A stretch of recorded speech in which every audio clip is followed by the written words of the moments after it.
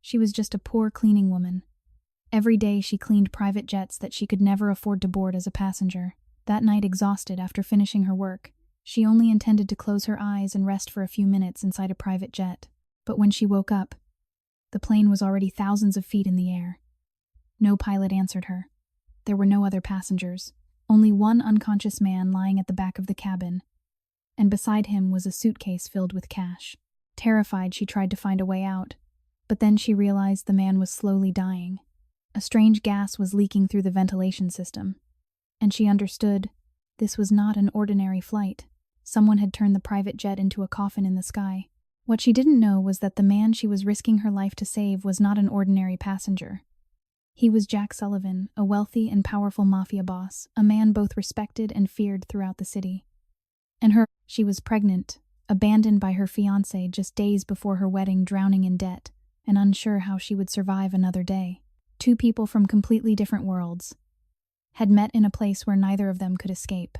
She saved his life without knowing who he was, and when he finally woke up, the first thing he wanted to know wasn't who had tried to kill him.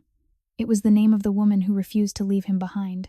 But weeks later, when she thought her life had finally found a way out, the man appeared before her and said something that left her speechless. "I want to offer you a marriage, but not because you saved my life." So why would a man who had everything make such an offer to a poor cleaning woman? And what would happen when she discovered that the man she once saved on that airplane was the very man who could change her entire life? Welcome to our YouTube channel. Thank you so much for taking the time to watch today's video. Before we begin, we would love to know where you are watching this video from. What time is it where you are right now? And which country are you joining us from? Is it the United States, the United Kingdom, France, Canada, or somewhere else in the world? Please leave a comment and share it with us. It would be truly wonderful if people from all around the world could connect with one another, share their stories and feelings, and spread kindness and love through every video. Thank you for becoming a part of our community. We hope you enjoy a meaningful, peaceful, and heartwarming time watching this video. The bell above the diner door jingled twice before it swung shut against the wind. Outside, the Chicago night had turned the parking lot into a sheet of black ice, and every gust that slipped through the door brought with it the smell of exhaust and old snow. "Would you look at that?" said a woman in a cream-colored coat, laughing behind a gloved hand. Her name was Bianca Wren, and she had the kind of laugh that filled a room whether anyone wanted it to or not. She was pointing not quietly toward the man, sitting alone at the far end of the counter. A man in a coat 2 sizes too big, his boots cracked at the sole, his jaw rough with several days of stubble. "Sweetheart, this is a restaurant, not a homeless shelter. Somebody should tell him." Her friend, a woman named Courtney, giggled into her scarf. "He's probably been standing outside our building all week. I saw someone just like him by the loading dock begging for change." Disgusting. The man at the counter did not turn around. He kept both hands wrapped around a chipped mug of coffee, steam rising in thin ribbons past his face, and for a long moment he simply listened the way a person listens to rain falling on a roof they cannot fix. His name, though none of the women in that diner would ever learn it that night, was Jack Sullivan. To the city of Chicago, that name meant power, money, silence, and fear in equal measure. But tonight, in a coat borrowed from a man twice his age, and boots he had bought at a second-hand store on Halsted Street, he was no one at all. And that was exactly how he wanted it. He had learned a long time ago that people showed you who they really were only when they believed you had nothing left to offer them. Behind the counter, wiping down the same stretch of linoleum for the 3rd time, simply to keep her hands from trembling, Sarah Mitchell heard every word. She did not look up right away. She had learned in her own hard way that looking up too quickly only invited more cruelty into a room that already had plenty. When she finally did glance toward the man at the end of the counter, something in his stillness caught her not pity exactly, but recognition. She knew what it looked like to be spoken about as though you were not a person in the room. "Can I get you anything else?" she asked him gently, refilling his mug without being asked, the coffee pot trembling only slightly in her hand from the cold that had settled permanently into her bones these past few weeks. He looked up at her then, and for a moment his eyes seemed to search her face for something he could not quite name. "No," he said quietly. "Thank you." His voice was low, almost apologetic. The voice of a man unused to being shown kindness by a stranger who owed him nothing.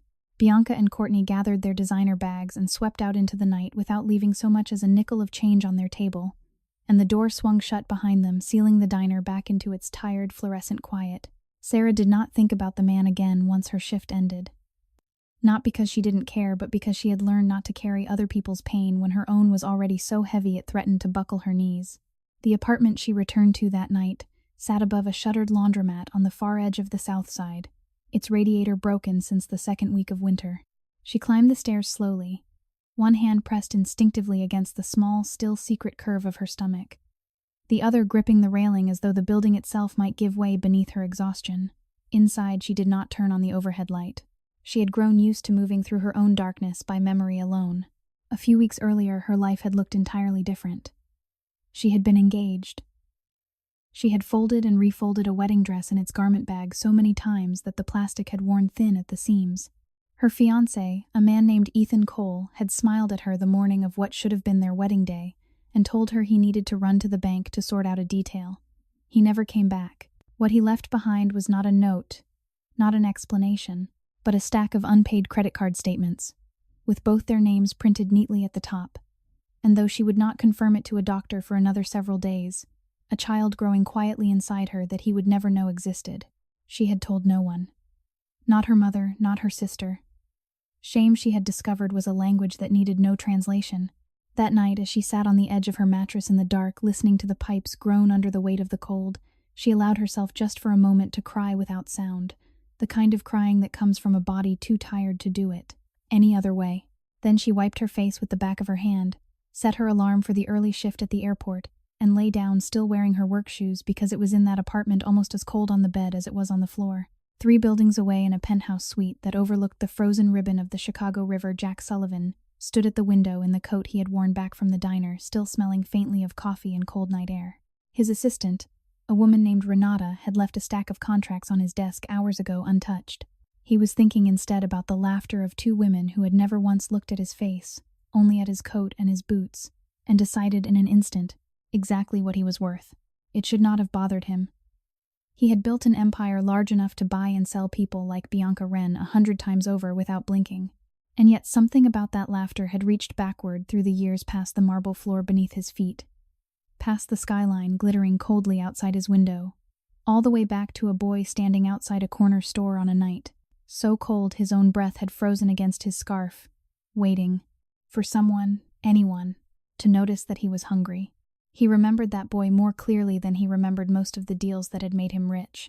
What he could not have known standing there in the quiet of his own success was that 3 miles away, a woman with cracked hands and an aching back was falling asleep in her work shoes, carrying inside her the same kind of forgotten weight he had carried since childhood, the weight of being looked at and somehow still never truly seen.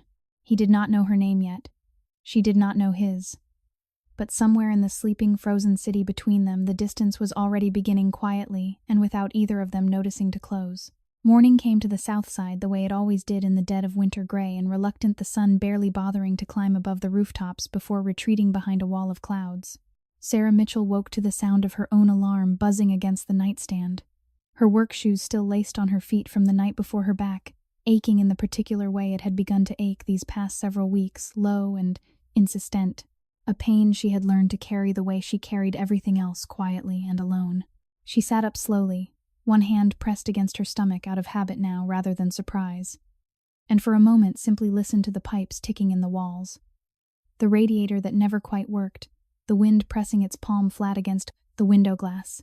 Then she stood because there was no version of her life in which she could afford to stay lying down. The doctor's office she had visited 2 days earlier sat above a nail salon on a street she usually avoided, not because of the neighborhood but because of the cost. She had paid for the appointment in crumpled bills, counted out twice at the reception desk, her cheeks burning the entire time, though the receptionist had not so much as glanced up from her computer screen. The doctor, a soft-spoken older woman, with silver-rimmed glasses, had confirmed what Sarah already knew in her bones, and then had asked gently whether there was a father in the picture, whether there was anyone at home to help her through what was coming. Sarah had smiled the practiced smile she used for moments like these, the one that gave nothing away and said that she was managing just fine. She was not managing fine. She was 2 months behind on rent for the second time that winter. She was carrying a balance on a credit card she had not touched in weeks, opened jointly with a man who no longer existed anywhere in her life except in the debt he had left behind like a signature. And she was more than anything exhausted in a way that slept beside her every night and rose with her every morning. An exhaustion that had nothing to do with hours, and everything to do with the particular loneliness of being the only person responsible for a life that had not yet begun. By the time the rideshare dropped her at the far edge of Chicago Executive Airport, the sky had turned the color of dishwater, and the private hangars stretched out in a long silver row against the horizon, sleek and gleaming, utterly indifferent to the cold. Sarah pulled her jacket tighter and walked toward the crew entrance badge in hand, already rehearsing in her mind the list of aircraft she had been assigned to clean before the evening shift change. "You're on the Gulfstream tonight," said her supervisor, a heavy-set man named Dale who rarely looked up from his clipboard when he spoke. "Owner's flying out sometime before midnight. Wants it spotless. You know how these guys are." Sarah did know how these guys were. She had spent 3 years crawling through the cabins of aircraft that cost more than she would earn in several lifetimes, wiping leather seats soft as butter, polishing brass fixtures that gleamed like small suns, emptying wastebaskets that sometimes contained more cash carelessly discarded than she saw in a month. She had learned not to feel anything about it anymore. Feeling something about it would have made the work unbearable.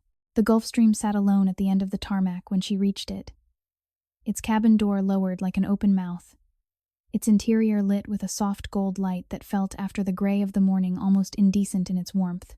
She climbed the stairs slowly, her lower back protesting with every step, and began her work the way she always did, methodically, silently moving from the cockpit to the galley, to the long row of cream leather seats at the rear of the works brain cabin. It was nearly 10 that night by the time she finished. Her hands had gone stiff from the cold cleaning solution, her eyelids heavy with the particular heaviness that comes not from a single bad night, but from many strung together in a row, one after another, without mercy. She should have left the moment her checklist was complete. She told herself she would in just a moment once she caught her breath. She sat down in one of the rear seats just for a minute, she told herself, just to let the ringing in her ears settle, and the ache in her spine ease, and let her eyes close against the soft gold light. She did not hear the ground crew finish their final walk-around. She did not hear Dale radio confirmation to the tower that the aircraft was cleared and ready. She did not hear the outer door swing shut with a hydraulic hiss sealing the cabin or the engines beginning their low building whine somewhere beneath her feet. She was somewhere else entirely in her sleep. Back in her childhood kitchen, she would later try to remember, at a table with a mother who was not yet tired, in a version of her life where nothing had gone wrong yet, where no one had left, where the credit card statements did not exist, and neither did the cold that lived permanently in her hands.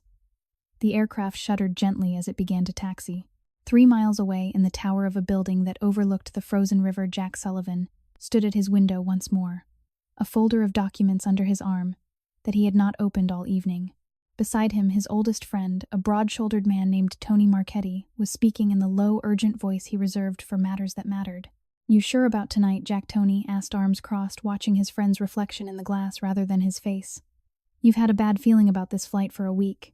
Maybe it's nothing, but you've never once been wrong about a bad feeling in 20 years, and I'm not about to start doubting you tonight." Jack did not answer right away. He had in fact felt something for days now, a low hum of unease. He could not name the kind of instinct that had kept him alive through years. Most men in his position did not survive. He rubbed a hand slowly across his jaw, exhaustion and wariness moving across his face in equal measure. "Change the flight plan," he said finally, quietly. "Delay it until morning." "I already tried," Tony said. "Ground crew says the aircraft's already sealed, cleared for departure in 5 minutes. If we call it back now, it draws attention we don't need. Whatever's waiting for you out there, Jack, it might be safer to let them think you're already on that plane, moving exactly where they expect you to be." Jack said nothing. Somewhere deep beneath the calm of his expression, something old and wary stirred, a feeling he recognized from childhood nights, standing outside locked doors, waiting to see who would open one and who would not. He did not know, standing at that window, that the aircraft taxiing toward the runway at that very moment carried no bodyguards, no decoy, no empty cabin, arranged for deception. Only a sleeping woman with cracked hands and an unborn child, utterly unaware that the engines gathering speed beneath her were about to lift her alone into the black and freezing sky. The Gulfstream reached the end of the runway. For a moment it paused, engines roaring low, and then with a shudder that finally stirred Sarah from her sleep, it began to move. The shudder that woke Sarah Mitchell was not gentle. It rolled through the floor of the cabin, and up through the soles of her shoes, through her spine, through the base of her skull, jolting her out of the kitchen of her childhood, and into a darkness that made no sense at all. For a moment she did not move. She kept her eyes closed, the way a person does when they believe if they simply refuse to open them, the wrongness of a moment might undo itself. But the hum beneath her feet did not stop. It grew. It deepened into something with weight and direction, a low mechanical roar that had no business existing in an empty parked aircraft on a quiet tarmac. She opened her eyes. The cabin lights had dimmed to a soft amber glow, the kind meant for a long flight, not a maintenance check. Outside the oval window beside her, there was no tarmac, no hangar lights, no ground crew moving beneath floodlamps. There was only black. Black sky, black clouds threaded faintly with moonlight, and far below, impossibly far below, a scatter of tiny golden lights that could only be a city already shrinking into the distance. No, she said so. Quietly, it barely disturbed the air. No, no, no. She stood too fast, and the cabin tilted sideways with her, the aircraft banking gently through a change in altitude, and she had to grab the back of the nearest seat to keep from falling. Her heart had begun to hammer in a way that made her own pulse feel like something separate from her body, something violent and cornered.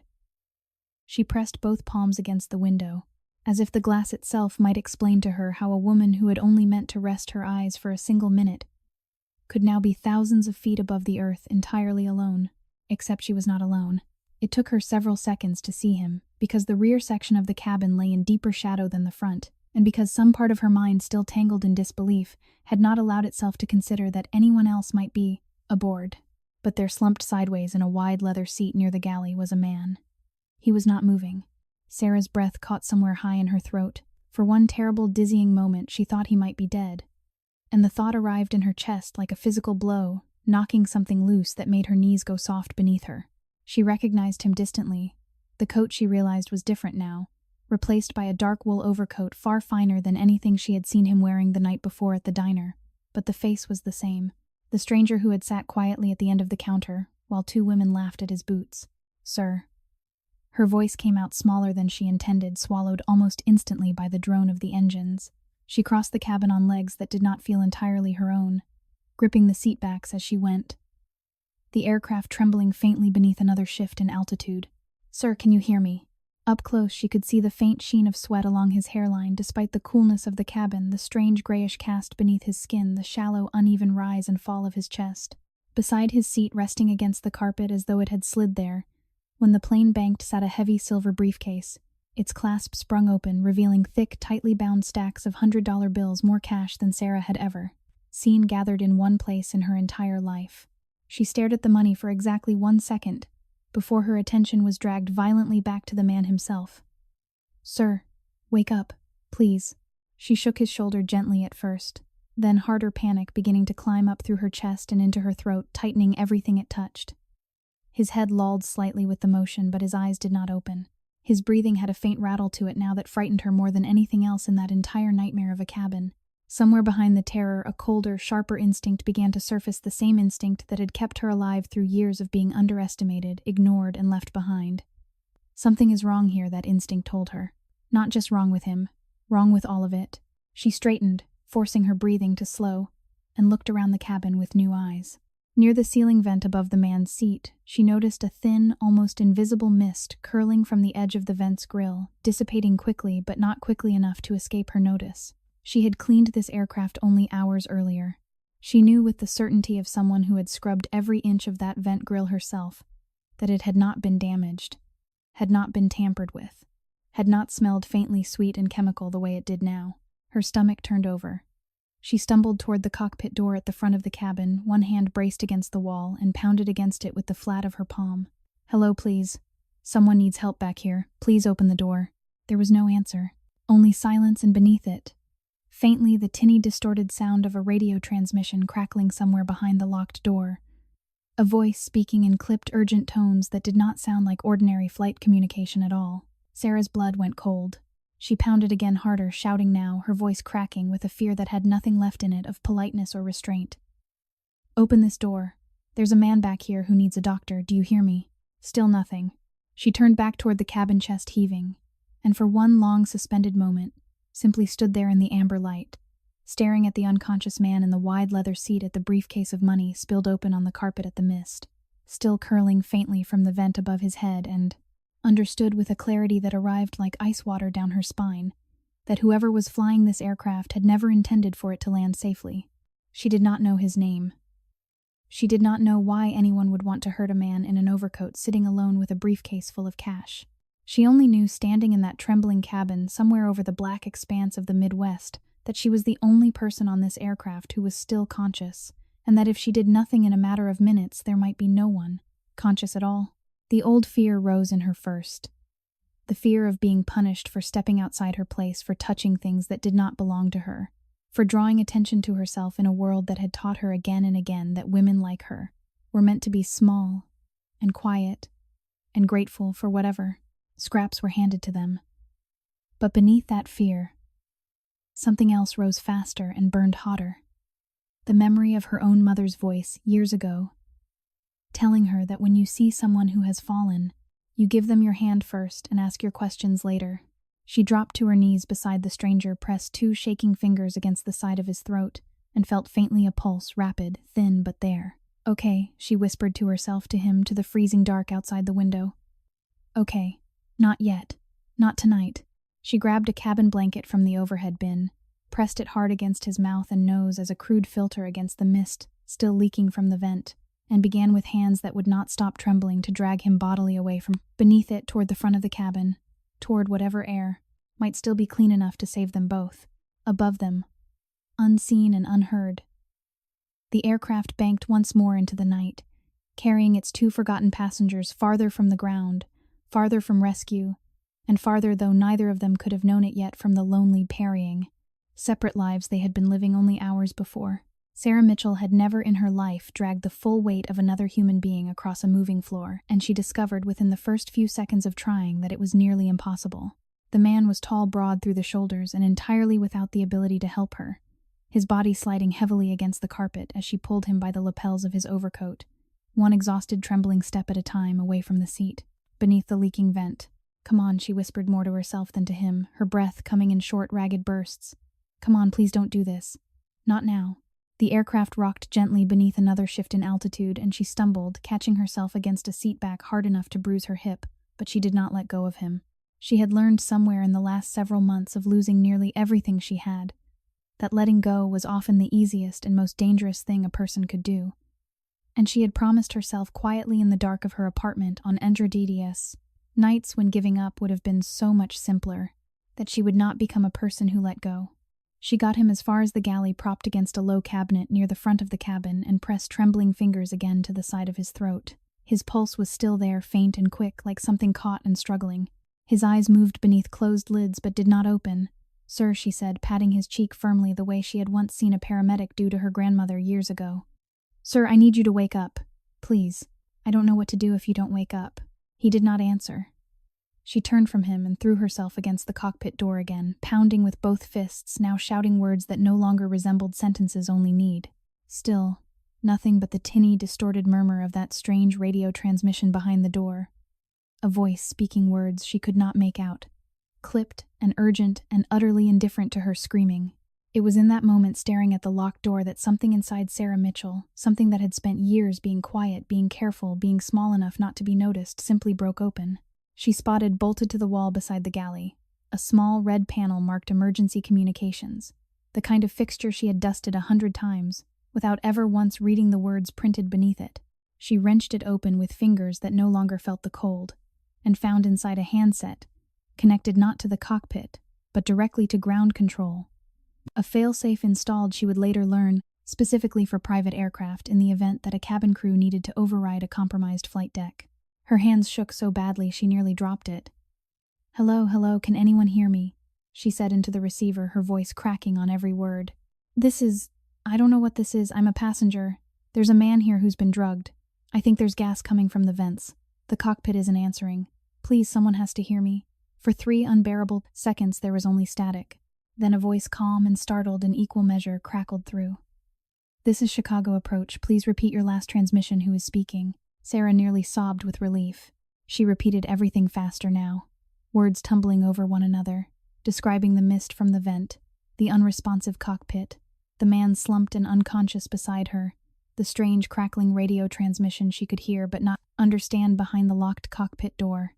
On the other end she could hear the controller's voice. Sharpen could hear him relaying information to someone else in the room with him, could hear distantly the sudden weight of many people becoming aware all at once that something had gone terribly wrong 30,000 feet above the Midwest. "Ma'am, I need you to stay calm," the controller said. "We're going to get you help. Can you tell me if there's an oxygen mask available where you are?" She looked up, and there above the galley was exactly what he described. She pulled it down with one hand while pressing the handset to her ear with the other, and fitted the mask first over the stranger's face, not her own, tightening the strap with fingers that would not stop shaking. "There's a mask," she said. "I've got it on him. What about the pilot? Why isn't anyone answering from the front?" There was a pause on the other end that told her more than any answer could have. "We're working on that," the controller said carefully. "I need you to stay exactly where you are and keep that man breathing." "Can you do that for me?" "Yes," she said, though she had no idea in that moment whether it was true. What followed were the longest minutes of Sarah Mitchell's life.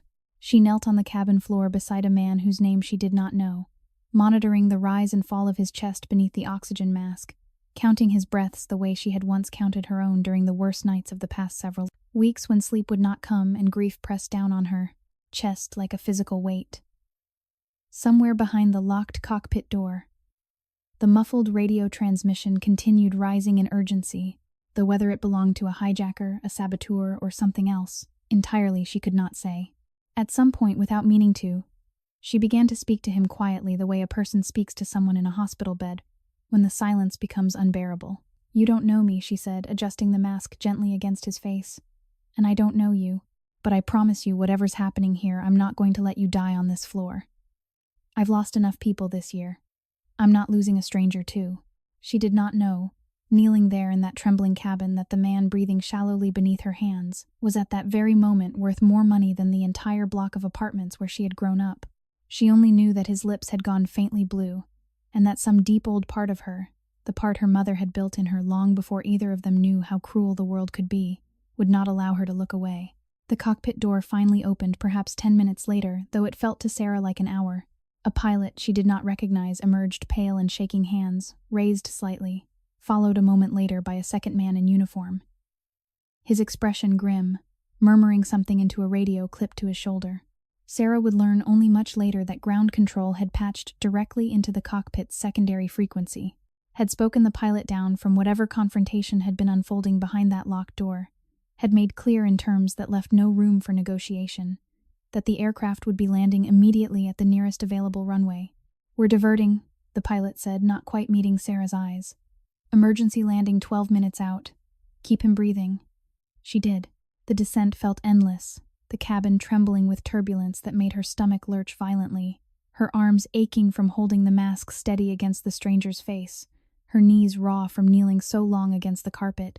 When the wheels finally struck pavement in a bruising, screeching jolt, Sarah let out a sound that was half sob, half laugh, an exhausted, disbelieving release of breath she had been holding. It seemed since the moment she had first opened her eyes to a darkened sky where a tarmac should have been.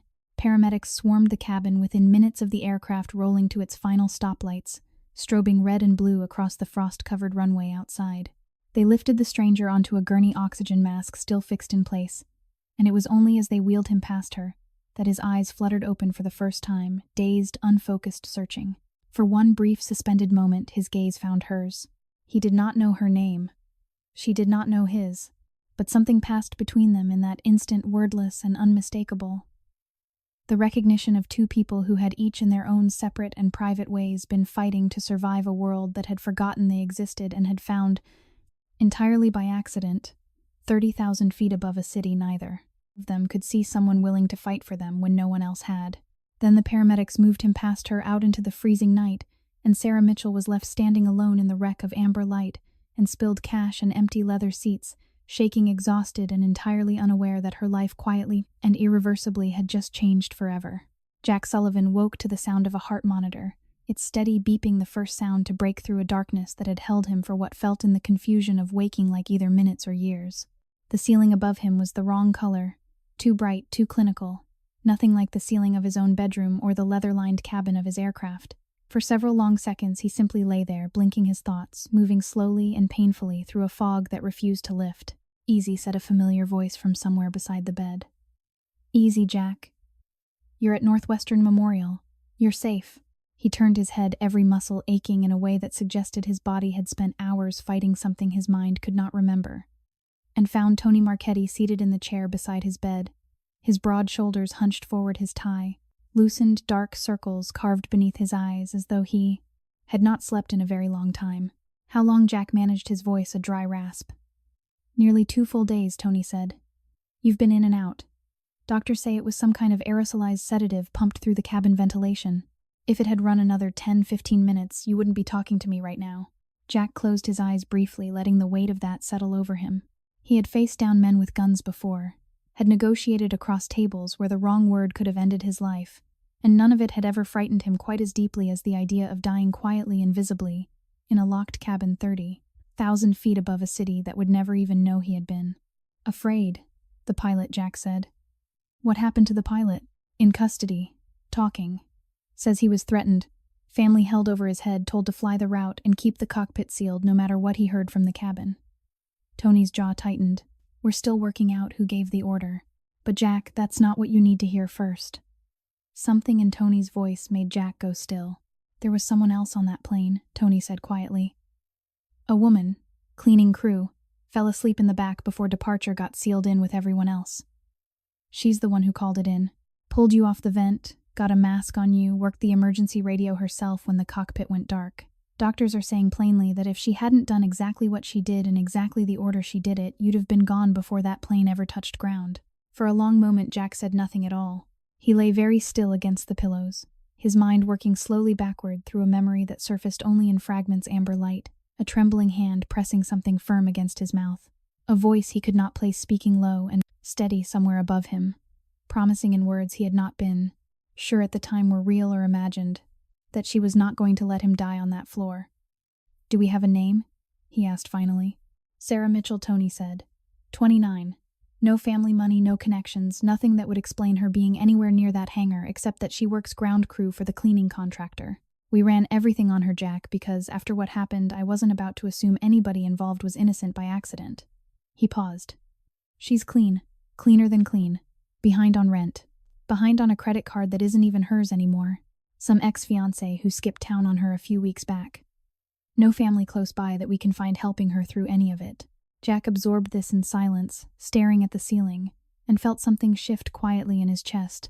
Not quite guilt, not quite curiosity, but some uneasy combination of both an old and familiar ache, stirring in a place he had spent 25 years keeping carefully sealed shut. He thought of a diner counter 3 nights earlier. A woman refilling his coffee without being asked, without expecting anything in return, at a moment when 2 other women in that same room had looked at him and seen nothing worth acknowledging at all. Was she hurt? Jack asked. Shaken up. Exhausted. Refused a hospital stay, checked herself out before the paramedics could even finish the paperwork. Said she couldn't afford to miss her shift the next morning. Tony's voice carried something almost like disbelief. Jack, a woman just saved your life and walked straight back into cleaning airplane cabins for $11 an hour because she was scared of losing the job. The next morning, while machines still monitored the rhythm of his recovering body, Jack asked Renata, his assistant, to bring him a laptop and spent the better part of an hour reading everything that could quietly be gathered about a woman named Sarah Mitchell. He read about an apartment above a shuttered laundromat with a radiator that had been broken since early winter. He read about a canceled wedding, a fiancé who had vanished the same week as the ceremony, a joint credit account left in ruins behind him. He did not yet know about the child she was carrying, hidden even from her own family, though something in the careful, evasive phrasing of her medical records made him wonder. What struck him most reading through the quiet, unremarkable facts of a stranger's collapsing life was how closely it resembled another life.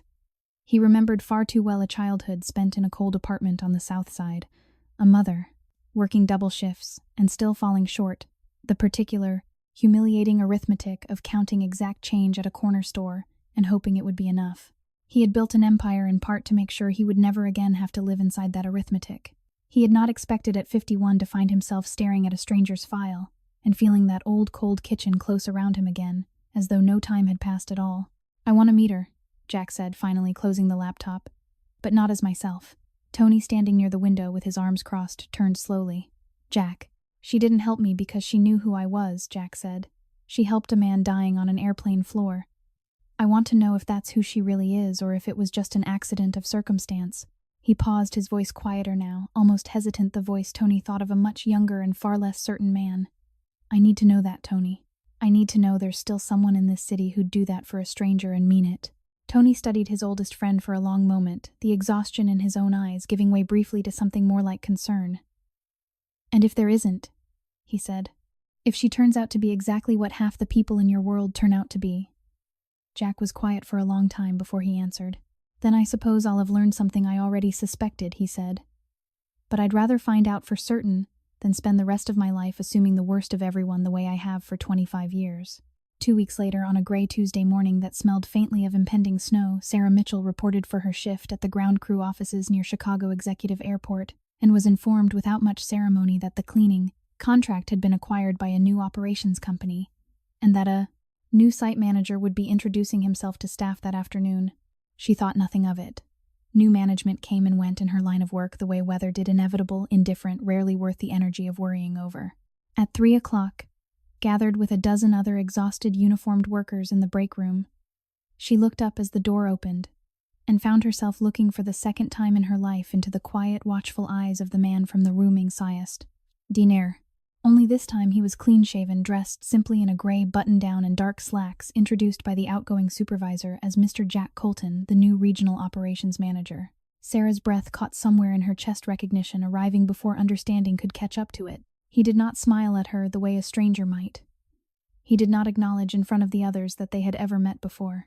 He only looked at her briefly with an expression she could not quite name, something careful, something searching, something that looked almost like a man standing at the edge of a decision he had not yet fully made. "Sarah Mitchell," he said quietly, reading the name from a clipboard as though for the first time. "I understand you're one of the best we've got on this crew." She did not know, standing there in her worn work boots with her hands still raw from the cold, that the man studying her so carefully across that break room was the same man whose life she had fought to save 30,000 feet above the earth. She only knew that something about his voice, low and hesitant, in a way that did not match his crisp new title, made the exhaustion in her chest ease just slightly for the first time in longer than she could remember. The office assigned to Jack Colton, regional operations manager, was smaller than any room Jack Sullivan had occupied in over 20 years. A converted storage space above the ground crew break room with a metal desk, a single window, overlooking the tarmac, and a space heater that rattled every time it kicked on. He had chosen it himself over Renata's quiet objections because a billionaire in disguise could not very well demand a corner suite with a view of the skyline. Tony Marchetti stood in the doorway of that cramped office on a Thursday afternoon, arms crossed, watching his oldest friend review a stack of employee timesheets with the same careful attention he once gave to contracts worth hundreds of millions of dollars. "You've read her file 11 times, Tony said. "I've counted." "I like to be thorough," Jack said without looking up. "You like her," Tony said. "That's different from thorough, and we both know it." Jack set the timesheets down slowly and rubbed a hand across his jaw, the gesture of a man choosing his words with unusual care. 25 years, Tony. 25 years, and I have never once let myself get close enough to anyone to find out if they'd stay when things got difficult. You know why. You were there for most of the reasons. "I was there for all of them," Tony said quietly. "Which is exactly why I'm standing in this doorway telling you to slow down." He stepped further into the room, lowering his voice, though there was no one else nearby to hear. "A woman happens to be the only other person on the one flight somebody rigged to kill you. That's not a coincidence I can just let go of, Jack, not with everything on the line right now. Not with people still out there who wanted you dead badly enough to gas an entire cabin to get it done. She saved my life, Tony." "I know what she did," Tony said. "I've read the same reports you have. I'm not disputing what happened on that plane. I'm asking what happens next if she was placed there. If someone paid her or promised her something or is holding something over her the same way they held something over that pilot's family. You've built an empire out of never assuming the best about anybody until they've earned it. Don't start making the one exception of your life for a woman you've known for exactly 2 conversations." Jack was quiet for a long moment, staring out the small window at the gray tarmac beyond, at a distant figure in a company jacket wheeling a cart of cleaning supplies between 2 hangars. He did not have to ask who it was. He had learned in only a few short weeks the particular rhythm of her walk, tired but unwavering, the way she moved through the world, like someone who had long ago stopped expecting anyone to make it easier for her. "Do what you need to do," Jack said finally, quietly. "Look into her as deep as you want. I won't stop you." He turned from the window to face his friend directly. "But I want you to understand something, Tony. I'm not asking you to investigate her because I doubt her. I'm asking because I need you to be wrong. I need there to be nothing to find." Tony studied him for a long moment, something unreadable moving behind his eyes. "And if I'm not wrong?" Jack did not answer that. He simply turned back to the window, and Tony, after a moment, left the office without another word, already reaching for his phone. Tony Marchetti had not survived 20 years at Jack Sullivan's side by trusting easily, and he did not intend to start now. That evening, he sat in his car across the street from the shuttered laundromat, watching the dim, flickering light of a single window on the second floor. A folder of preliminary background information open on the passenger seat beside him. What he found in the days that followed told a story that was almost aggressively unremarkable. Sarah Mitchell had grown up in a modest two-bedroom house on the far edge of the city, raised primarily by a mother who worked long shifts at a hospital laundry service.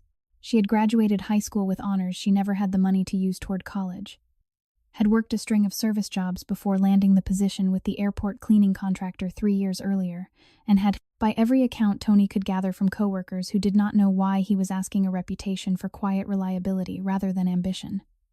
No debts beyond the credit account left behind by her former fiancé. No family connections to organized money of any kind, legitimate or otherwise. No history that explained in any way Tony could find why she happened to be asleep in the back of that particular aircraft on that particular night, which was in its own way exactly what troubled him.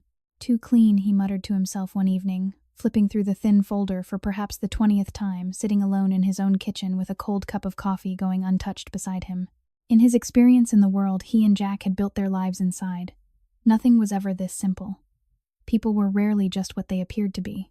Somewhere beneath the surface of every quiet, unremarkable life, there was usually something waiting to be found. If you looked hard enough and asked the right questions of the right people. He decided without telling Jack to ask a few more questions. He started with the ex-fiancé. Ethan Cole, the file told him, had vanished the same week as his and Sarah's wedding, leaving behind a stack of unpaid debts and no forwarding address. Tony had assumed at first glance that the man was simply a coward who had gotten cold feet and run the kind of ordinary cruelty that ruined ordinary lives every day in every city, with no larger conspiracy attached to it at all. But when he pulled at the thread a little further, contacting an old associate who still owed him a favor from a job in Cook County records, he found something that made the coffee in his stomach turn cold.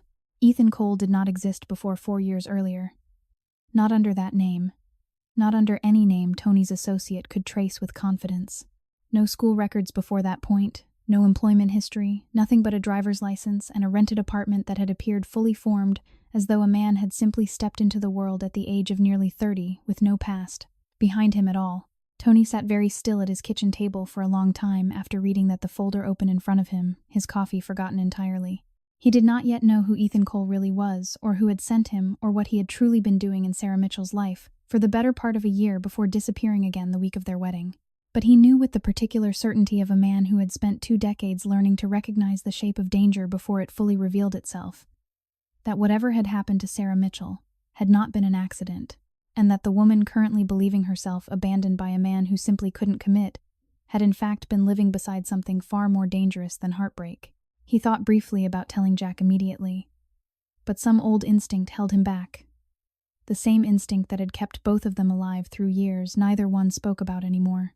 If Sarah Mitchell had been placed near Jack deliberately, even without her own knowledge, then telling Jack too soon before Tony understood the full shape of what he was looking at risked exposing exactly how much they already knew to whoever was still watching from the shadows. He closed the folder, slowly made a single phone call to an old contact in cybercrimes who owed him a favor from years back, and sat alone in his kitchen until well past midnight, staring at a single name, Ethan Cole, that he now suspected had never belonged to anyone at all. Outside, snow had begun to fall over the south side, settling quietly over the rooftops, over the shuttered laundromat, over the second-floor window, where, unaware of any of it, Sarah Mitchell slept fitfully beside a stack of unpaid bills, dreaming, as she often did now, of a man with tired, careful eyes who had looked at her across a break room, as though trying to decide whether the world still had any good left in it worth believing in. The favor Tony Marchetti called in from cybercrimes took 9 days to bear fruit. 9 days during which Jack Sullivan continued his quiet routine at the ground crew offices, learning the particular geography of Sarah Mitchell's days, without her ever suspecting that the careful, soft-spoken new manager who occasionally brought coffee to the break room had once been the man breathing through an oxygen mask on the floor of a poisoned aircraft. Tony met his contact, a woman named Priya Anand, who worked freelance digital forensics for people who preferred not to ask questions about who else she worked for in a diner 2 towns over from Chicago, the kind of place with vinyl booths and a jukebox no one had used in years. Whoever built Ethan Cole Priya said, sliding a thin laptop across the table toward him, wanted him to survive a background check, not a real investigation. Driver's license issued 4 years ago. Apartment lease 6 months before that. Employment history at a logistics company that turns out to be a shell registered out of a P.O. box in Indianapolis. She tapped the screen. Here's the part that should worry you. That shell company has filed exactly one other lease in its history. Guess where? Tony leaned forward and felt something cold settle in his chest before he even read the address. Chicago Executive Airport, he said quietly. Ground Services Building. Bingo, Priya said. Same complex where your cleaning contractor operates. Whoever built this man built him specifically to have a reason to be near that airport, near those hangars, near whatever aircraft came and went through them. And he stayed there in that life for the better part of a year, engaged to a woman who had absolutely no idea he wasn't real.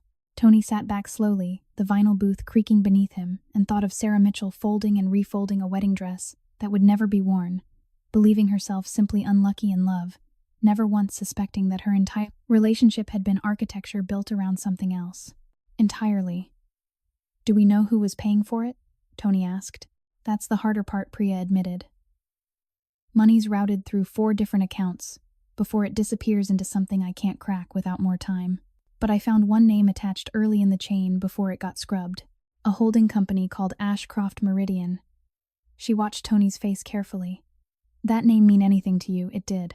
Tony had spent enough years moving through the particular ecosystem of Chicago's wealthy and powerful to recognize Ashcroft Meridian immediately, a real estate and investment firm whose public face was smooth, respectable, philanthropic, even but whose true ownership buried 3 shell corporations deep belonged to a man named Richard Kane.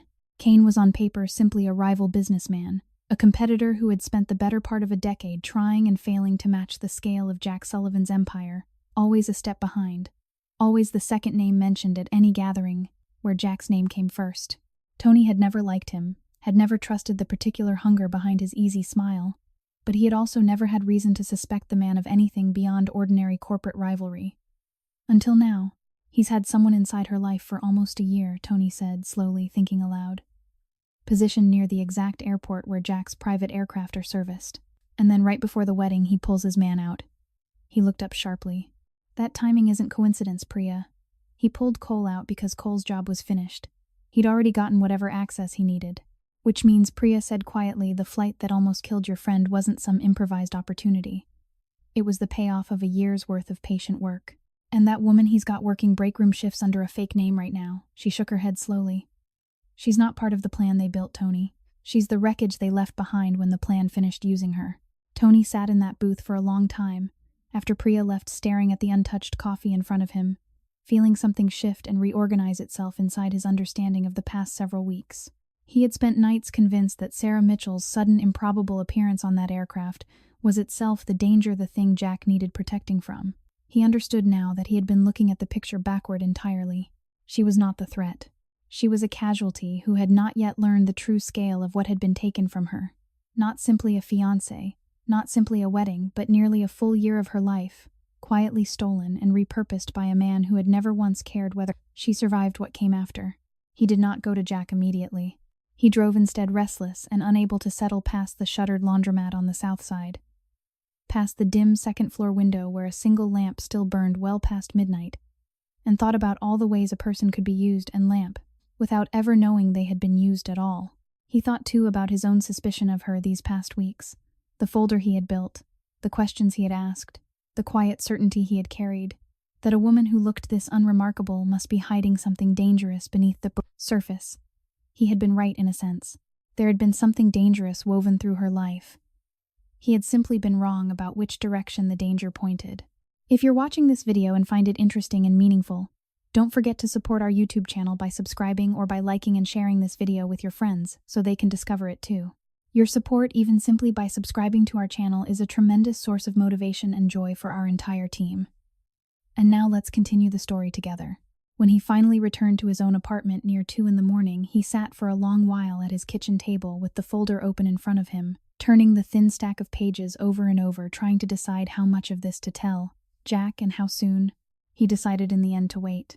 Not out of caution toward Sarah, that suspicion, he realized with some discomfort, had already begun quietly dissolving somewhere over the past several days, replaced by something closer to a protective anger on her behalf, unfamiliar and unwelcome in its intensity.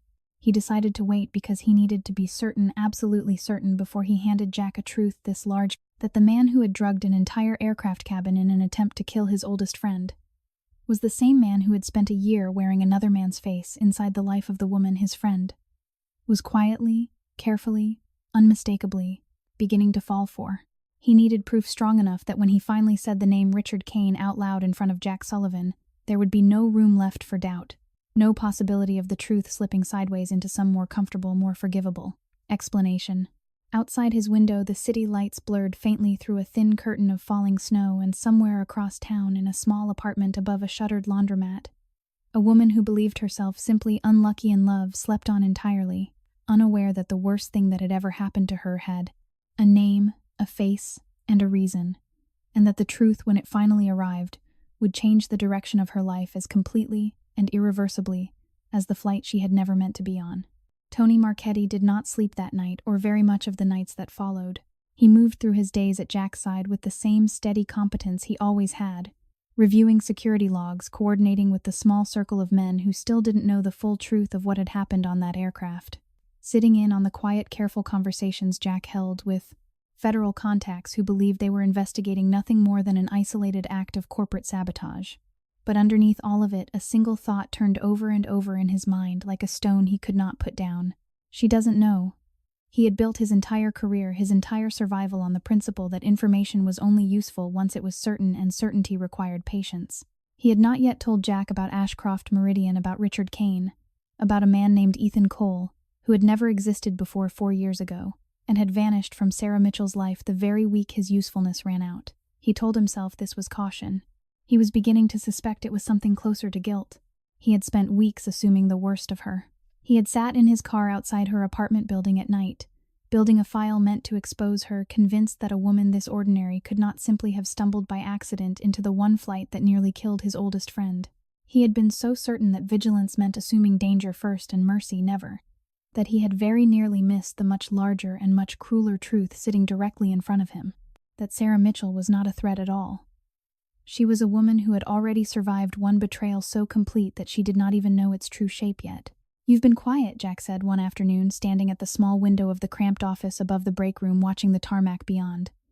"Quieter than usual, even for you." "Just tired," Tony said, which was not exactly a lie. Jack turned from the window, studying his friend with the particular attentiveness of a man who had spent 2 decades learning to read the smallest shifts in Tony Marchetti's expression. Shifts most people would never have noticed at all. "Tony, whatever you found, I asked you to look because I needed to know. Don't protect me from it now just because it's inconvenient." Tony held his friend's gaze for a long moment, weighing not for the first time exactly how much truth a person could carry before it changed the shape of everything around them. "I found some things," he admitted finally. "Nothing I'm ready to bring you yet. I need a little more time to be sure of what I'm looking at before I hand you something that big." It was in its way the truth. What he did not say was that the thing he needed to be sure of was no longer Sarah Mitchell's innocence. It was his own judgment. He needed, before he told Jack anything, to see with his own eyes whether the woman who had saved his best friend's life on a poisoned aircraft was truly the person she appeared to be beneath the exhaustion and the borrowed name of her missing fiancé, or whether some deeper design still moved beneath the surface of her ordinary, unremarkable days. He told himself this was thoroughness. He suspected somewhere beneath the reasoning that it was something closer to needing very badly to be wrong about the suspicion he had carried toward her for weeks. He began following her again, though this time the purpose had shifted without him fully admitting it to himself. He was no longer looking for evidence of a plot. He was looking quietly and almost against his own will for evidence of a person. He watched her from a distance, most evenings parked a block from the shuttered laundromat or seated at the far end of a diner counter, 2 streets over from the airport, notebook open in front of him as though he were simply another tired, formally blank man doing paperwork over coffee. He watched her walk to work in boots with soles worn thin, watched her decline twice an offer from a coworker to split the cost of a hot lunch, watched her count change carefully at a corner store. The way a person counts change only when every dollar has already been spent twice over in their head before it ever leaves their hand. None of it told him anything he did not already suspect. Poverty. Real poverty. The kind that lived in a person's shoulders and in the careful way they moved through a world that had stopped being generous with them, was not something that could be manufactured convincingly for the benefit of Gaston. An investigation. Tony had grown up close enough to it himself in the years before Jack's success had lifted them both out of the South Side to recognize the real thing when he saw it. Sarah Mitchell was not performing hardship. She was simply living inside it the way she had been living inside it for months, quietly without complaint, without anyone close enough to notice. What unsettled him more than anything he observed was how little malice he could find in her even now, even after everything that had been done to her. She did not curse the man who had left her. She did not speak bitterly to coworkers about the unfairness of her circumstances. She simply worked and endured and moved through each day with a kind of tired, stubborn decency that Tony found against his better judgment, harder and harder to reconcile with the woman he had spent weeks convinced might be a plant. One evening, sitting in his car outside the diner where she sometimes stopped after her shift for a cup of coffee she could not really afford, Tony watched through the window as she gave the last of her cash, not spare change, not a few crumpled bills, but very nearly everything in her wallet, to a coworker whose car had been towed, waving off the woman's tearful attempt to repay her with a small, exhausted shake of her head. He sat very still behind the wheel for a long time after that, hands resting on the steering wheel, and felt something in his carefully maintained certainty finally begin quietly to crack. He had spent 20 years believing that the world operated on a simple, brutal arithmetic. Everyone wanted something, and kindness without a clear motive was either naivety or disguise. He had built his entire usefulness to Jack Sullivan on that belief, had kept his friend alive more than once by refusing to assume good faith in anyone until it had been thoroughly earned. Watching Sarah Mitchell hand away money she did not have to a woman she barely knew, with no audience, no cameras, no possible advantage to be gained from the act, Tony found himself confronting an uncomfortable possibility he had not seriously entertained in longer than he could remember, that some people were simply quietly, without complication, good, and that he had spent weeks treating the discovery of that goodness as though it were itself a form of danger. He did not yet know how deeply that realization would matter in the days ahead, or how much it would cost him to have doubted her at all.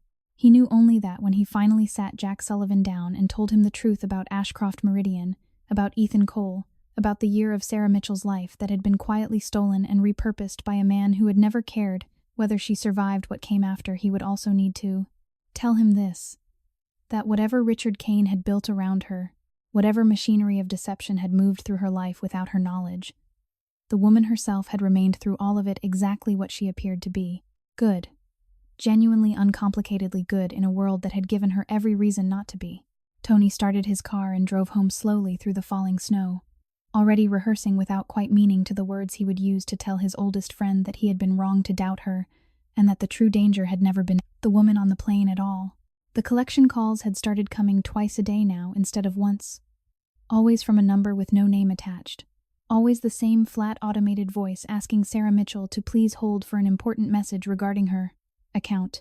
She had stopped answering weeks ago, but the phone still buzzed against the nightstand each morning, like a small, persistent reminder that the life she was trying to hold together with both hands was fraying faster than she could mend.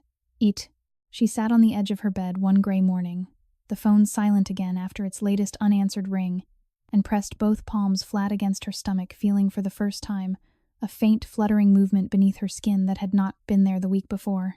She sat very still with that feeling for a long moment, tears rising unbidden and unexplained, not entirely of sorrow and not entirely of joy, but some exhausted mixture of both, that she did not have the energy to untangle.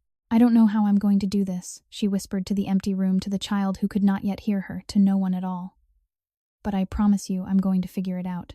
She said it the way a person says a thing they need to believe more than they actually do. That evening, walking home from a longer shift than usual, her paycheck already mentally divided and subdivided between rent, the minimum payment on a credit card that was not even hers, and the growing list of things a person needed to prepare for a child she had not yet told anyone existed, Sarah passed the entrance to the Loomis Street train station and saw a man seated against the cold brick wall, a threadbare army jacket pulled tight around his shoulders, a cardboard sign resting against his knee that read in shaking handwriting, "Vietnam veteran. Anything helps. God bless." She had passed men like him before dozens of times in every season, and had learned the way most people in a struggling city eventually learned to walk a little faster past the parts of the world that reminded her too clearly of how thin the city line really was between having a home and not having one. But something in the particular tremor of his hands that evening, the way he flinched slightly from the wind, the way a person flinches from something that has hurt them many times before, made her slow her steps despite herself. "Cold night," she said quietly, crouching down to his level rather than looming over him the way most passers-by did. "Every night's cold when you've got nowhere warm to put it," the man said, and gave her a small, tired smile that did not quite reach his eyes. "Name's Walter. Used to fix trucks for the army, believe it or not. Now I can't even fix my own life." Sarah opened her wallet without quite deciding to, and found inside it $31, the entirety of what remained until her next paycheck. 3 days away, money she had already mentally assigned to a half-empty refrigerator, and a bus pass she needed to renew by Friday. She looked at the bills for exactly 1 second, the way she had looked weeks earlier at a briefcase full of more cash than she had ever seen in her life, and made a decision with the same quiet, unthinking certainty that had once made her drag an unconscious stranger across a shaking airplane floor. She pressed all of it into his hand. "Ma'am, I can't take all this," Walter said, staring down at the bills, his voice catching on something that sounded almost like disbelief. "You look like you need this as much as I do." "Maybe I do," Sarah admitted, and found saying it out loud that it was true in a way she had not let herself fully acknowledge until that moment. "But you're out here in this cold tonight and I'm not. That's enough of a difference for me." She stood brushing off her knees and added more quietly. "My mother used to tell me that when you see someone who's fallen, you give them your hand first and ask your own questions later. I've been trying to hold on to that lately. Feels like it's about the only thing I've got left that nobody can take from me." Walter looked up at her for a long moment, something shifting behind his tired eyes. "God keep you, miss," he said finally. "Whatever you're carrying, and I can see you're carrying something, it's going to turn out all right. People like you the world doesn't forget. It just takes its time paying you back." Sarah managed a small, exhausted smile, thanked him, and continued on toward the shuttered laundromat and the cold apartment above it, leaving behind $31 she could not afford to lose and taking with her nothing but the strange, hollow lightness that came from giving away the last thing a person had to give. What she did not see and would not learn for some time was the dark sedan parked a short distance down the block where Tony Marchetti sat with the engine idling, watching the entire exchange through the windshield with an expression that had slowly over the preceding weeks stopped being suspicion and become something closer to quiet, reluctant awe.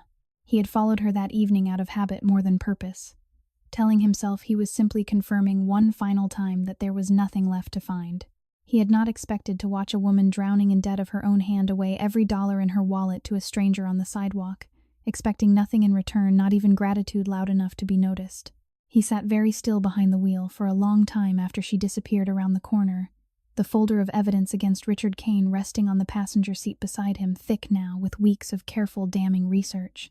He thought of every night he had spent parked outside her building, cataloging her movements as though she were a threat to be neutralized rather than a person quietly surviving something enormous and unfair. He thought of the file on Ethan Cole, of a man who had never truly existed, built for the sole purpose of standing close enough to Jack Sullivan's world to end it. And he thought with a discomfort that settled deep and did not leave easily of how close he had come to letting his suspicion of her delay a truth. Jack needed desperately to hear that the woman who had saved his life was not merely innocent of any plot against him, but was in the quiet, unwitnessed corners of her own devastated life. Exactly the kind of person Jack had spent 25 years insisting bitterly did not exist anymore. He started the engine but did not drive toward home. He drove instead toward the penthouse overlooking the frozen river, toward the man who had asked him weeks earlier to find out the truth, and had trusted him enough to wait patiently however long it took. Tony Marchetti had built a career on withholding judgment until he was certain. He was certain now, and the certainty came with a weight he had not expected. Not merely that Sarah Mitchell was innocent, but that somewhere beneath the surface of everything Richard Kane had built to destroy Jack Sullivan, a much older and far crueler design was waiting to be uncovered, one that reached back further than a rigged flight or a fabricated fiancé, back into a history neither Tony nor Jack had yet fully understood. He gripped the steering wheel a little tighter, merging onto the empty avenue toward downtown, and allowed himself for the first time in weeks to feel something other than vigilance.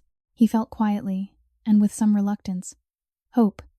The fragile, unfamiliar hope of a man who had spent 20 years guarding his best friend against a world he believed had stopped producing anything worth protecting, and had just watched with his own eyes proof that he had been wrong. Jack Sullivan was standing at the window of his penthouse. When Tony arrived, still in the gray button-down and dark slacks he wore now most days. As Jack Colton, regional operations manager, a disguise that had begun in some strange way to feel more honest to him than the tailored suits waiting, untouched in his closet. Below him, the Chicago River lay frozen in silver under a thin moon, and beyond it the city glittered on, indifferent the way it always had. "You look like a man carrying something heavy," Jack said without turning from the glass. "I am," Tony said. He set the thick folder down on the low table near the window, the same folder that had grown over the preceding weeks from a handful of preliminary background notes into something far larger, far heavier, and far more dangerous than either of them could have anticipated the night Jack had first asked him to look into a stranger named Sarah Mitchell. "She's clean," Jack Tony said without preamble, because there was no gentle way into what came next. Cleaner than clean. But the man she almost married wasn't real. Ethan Cole didn't exist before 4 years ago. He was built driver's license, apartment, employment, history, all of it, manufactured for one purpose: to get close to that airport and close to her, so that whoever built him would have a reason to have eyes and hands near your aircraft whenever the time came to use them. Jack turned slowly from the window, something cold moving behind his eyes. "Whoever. Ashcroft Meridian," Tony said. "Buried under 3 shell companies, but it traces back. It's Richard Kane's money, Jack. He spent the better part of a year building a fake man to live inside that woman's life, and pulled him out the same week the flight was rigged, the same week he'd gotten whatever access to your operations he needed." Tony paused, watching his friend's face carefully. "She didn't help you by accident. She was collateral in someone else's plan to kill you, and she never knew any of it. Not the truth about the man she loved. Not the truth about why he was ever in her life at all." Jack said nothing for a long moment, absorbing this. The way he absorbed most difficult truths in stillness, in silence, the muscles of his jaw working slightly beneath skin that had gone pale. "Kane," he said finally, the name, tasting bitter, even spoken aloud. 20 years I've watched that man circle my company, like a vulture that never quite had the nerve to land. I never thought—" He stopped himself, exhaled slowly. "I never thought he'd go this far." "There's more," Tony said quietly, and something in his voice made Jack go very still. "I don't think this started with you and Kane as businessmen, Jack. I think it started a long time before either of us built anything at all." He opened the folder and slid across the table. A single document, an old newspaper clipping scanned and printed brittle with age, even in its digital reproduction dated nearly 25 years earlier. Jack looked down at it, and the blood seemed to drain slowly out of his face. It was a small item buried on an inside page, the kind of story that ran once and was forgotten by everyone except the people it had actually happened to. A short paragraph about a woman named Margaret Sullivan, found unresponsive outside a corner grocery on the South Side, dead of what the coroner had ruled exhaustion and cardiac strain compounded by malnutrition and cold exposure. Survived the clipping, noted by one son. Jack's hand, when he finally reached for the page, was not entirely steady. "I don't need to read this," he said quietly. "I was there." Tony's voice gentled the way it rarely did. "I know you were there, Jack. What I found is what happened 3 nights before that. There's a witness statement buried in an old case file, something that never made it into any story because nobody with money or power ever cared enough to make it a story." He hesitated. "Your mother went to a man 3 nights before she died, Jack, begging him for help. A few $100s. That's all she needed to get you to a doctor. You'd had a fever for days and she didn't have the money, and she was desperate enough to ask a stranger on the street outside his own building." Jack's eyes had gone somewhere far away back through 25 years of careful, deliberate forgetting back to a memory he had spent a lifetime keeping sealed behind glass. He remembered the cold of that week more clearly than almost anything else in his childhood. The particular bone-deep cold of a body already weakened by fever, huddled beneath every blanket they owned in an apartment where the radiator had stopped working sometime in November. He remembered his mother's face, gray with exhaustion, leaving him alone for an hour one evening, promising she would be back soon with something that would make him better. He remembered that she had come back with nothing. He remembered that 3 days later she had not come back at all. "Who?" Jack said, his voice barely above a whisper. Tony did not want to say it. He said it anyway because Jack deserved the truth more than he deserved to be spared it. "Walter Kane," Tony said. "Richard Kane's father. He was building his first real estate holdings on the South Side around that time, buying up blocks cheap while families like yours were still living in them. The witness statement says your mother approached him outside one of his own properties, asked for help, and he laughed at her. Told her to try begging somewhere that wasn't in front of paying tenants. Had someone move her along. The silence that followed stretched long enough that Tony began to wonder if his friend had heard him at all. "She died because a man laughed at her," Jack said finally, very quietly, each word arriving as though it had to be dragged up from somewhere very deep. "And I built an entire empire, Tony, 25 years of my life. And I never once knew his name. I never once knew who he was." "You know now," Tony said. "And I think, Jack, I think that's exactly why his son has spent the better part of 2 decades circling you, watching you, trying to bring you down by any means he could find. I don't think it was ever really about business between you two. I think Richard Kane has spent his whole life afraid that somewhere out there was a boy who survived what his father tried to make sure didn't matter. And that boy grew up to become more powerful than his father ever managed to be." Jack lowered himself slowly into the chair by the window.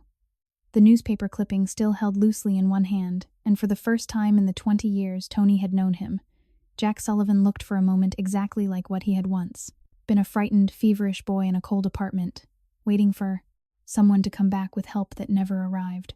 "All these years," Jack said, his voice rough, "I told myself I was testing people because I wanted to know if kindness still existed in this city.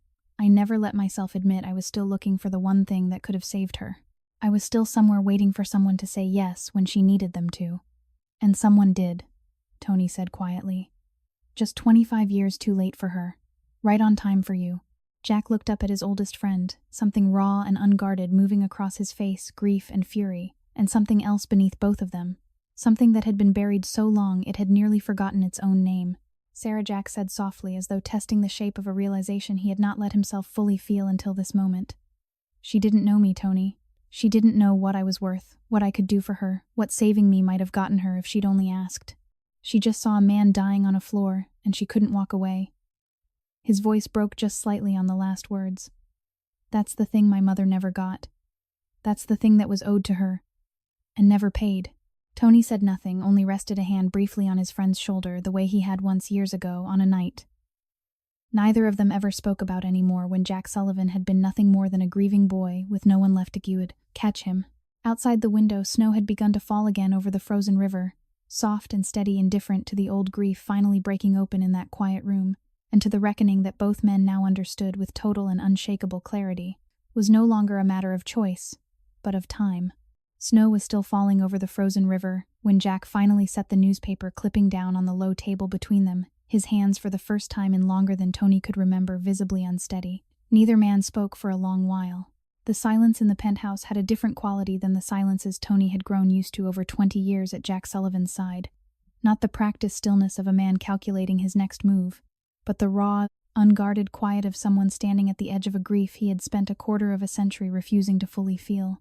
"What do you want to do?" Tony asked, finally, his voice low. Jack was quiet a moment longer before he answered. "I want to walk into whatever building Richard Kane is sitting in tonight and ask him to his face whether he knows what his father did. Whether he's known all along." His jaw tightened.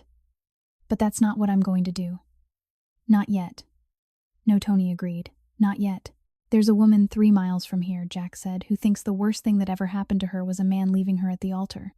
She doesn't know he was never real. She doesn't know she was used as a door into my life by someone who's been trying to end it since before either of us understood why." He looked up at Tony, something fierce and unfamiliar moving behind his eyes. "I'm not going to let her find out the truth from a news report or a subpoena, or Kane himself deciding to use it as a weapon against her when it suits him. If she learns any of this, it has to come from someone who's earned the right to tell her. That's not going to be easy," Tony said carefully.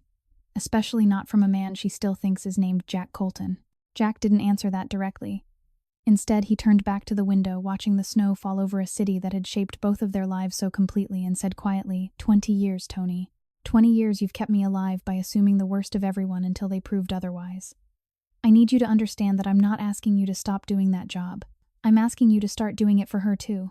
Tony was quiet for a long moment. He thought of the folder on his passenger seat weeks earlier, of the nights he'd spent parked outside a shuttered laundromat cataloging a stranger's every movement as though she were a threat to be neutralized. He thought of $31 pressed into a homeless veteran's hand on a street corner, given without hesitation, without audience, without any possible motive beyond simple, uncomplicated decency. "I already am," Tony said. "Have been for a few days now, if I'm honest with you." He exhaled slowly. "I owe her an apology I can't ever actually give her, Jack, because she doesn't even know I've been watching her.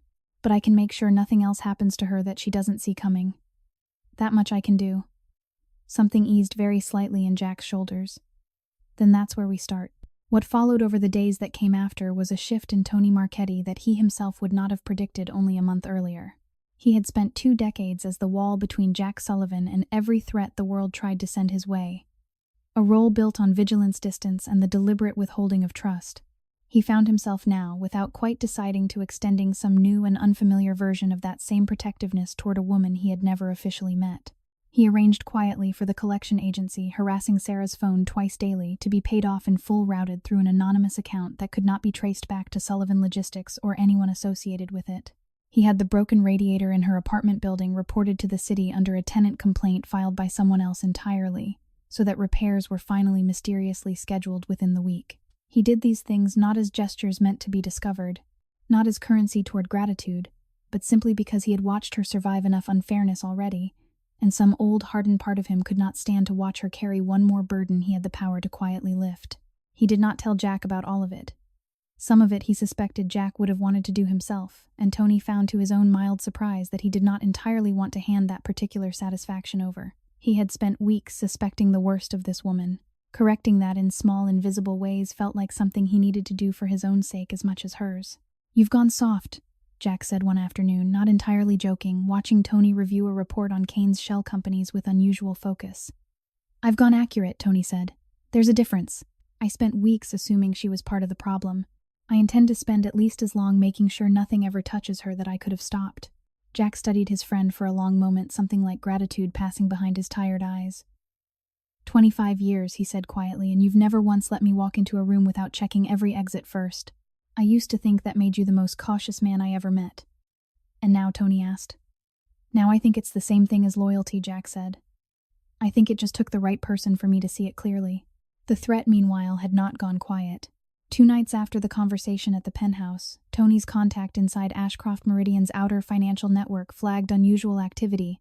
A sudden urgent transfer of funds routed toward a private security firm known in certain circles for handling matters that never appeared on any official record. Whatever Richard Kane had planned for the aircraft, whatever failure that plan had suffered.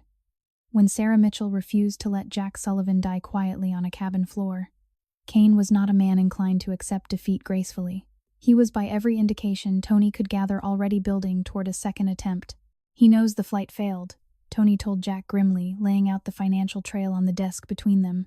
"He doesn't know why yet, or how much we know about him, but he's moving money toward people whose only specialty is making problems disappear permanently. Whatever this becomes next, Jack, it's not going to be subtle."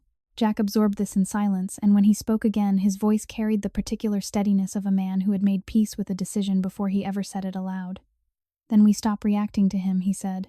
"We find out everything he's building, and we make sure that whatever move he thinks he's about to make, we're already 3 steps past it by the time he tries." "And Sarah?" Tony asked quietly. Jack was silent for a moment, looking out at the frozen river below, snow, still drifting soft and endless past the glass. "Sarah stays exactly where she is for now," he said finally. "Safe, protected, and unaware of how close any of this actually sits to her own life until I've found the right way and the right moment to tell her everything.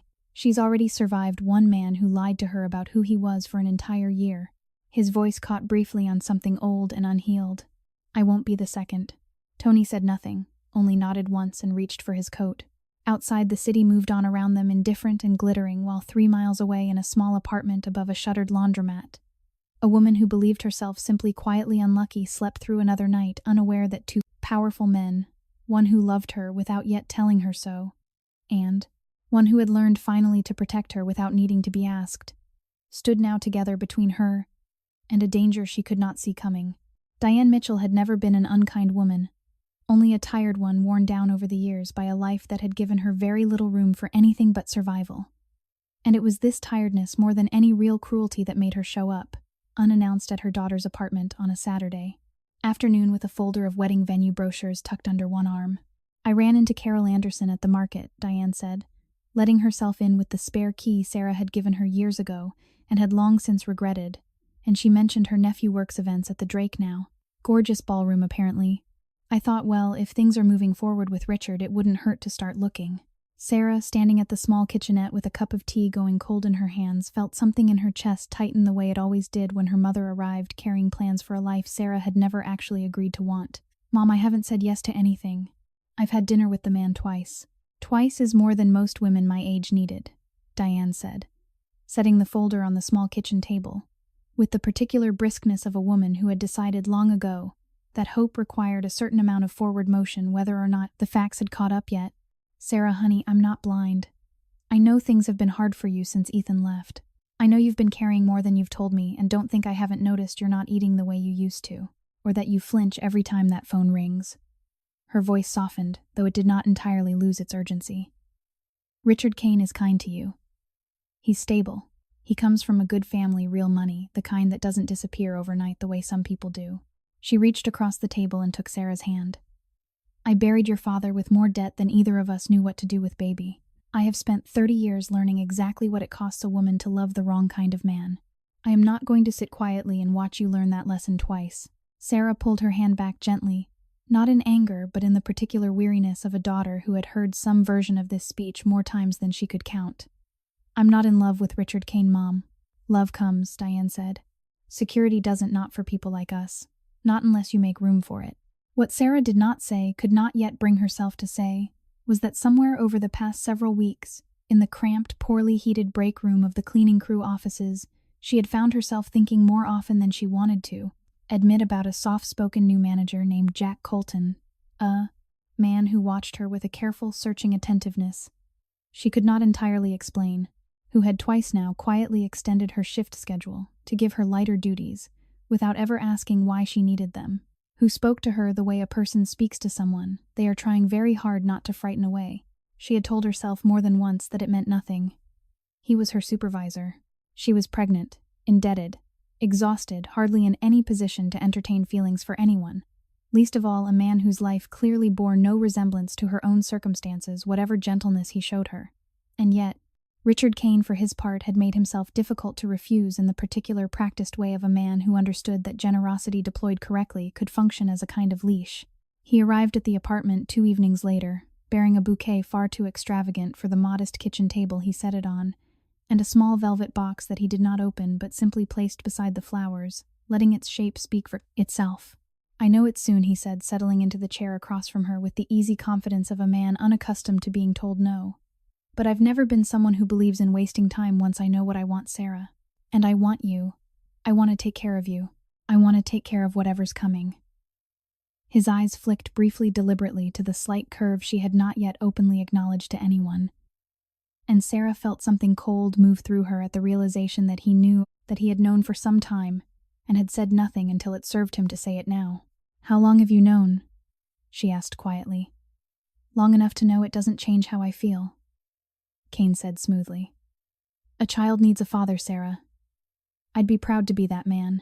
I'd make sure neither of you ever wanted for anything again.